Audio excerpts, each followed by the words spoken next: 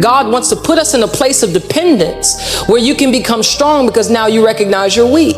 But you won't depend on God until he removes all of your crutches. So the truth is, some of us are so fearful because we're also arrogant, supposing that we are all the help we need to win every battle. So when a challenge comes that you don't have the resources to overcome, you will do what you have always done, which is to trust yourself to win, even when self tells you that the best way to win is to submit to fear.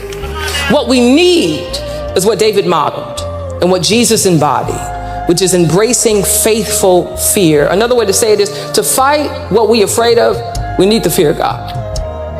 But I think it's helpful to distinguish between the fear of God and being afraid of God.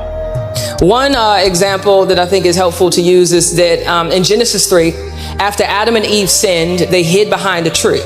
God comes up in the cool of the day, says, "Hey, where you at?" He responds, "I hid from you." Why? Because I was afraid. You could read afraid and think he means reverence. He doesn't mean reverence. This isn't faithful fear because he hid from God, keeping distance between him and God.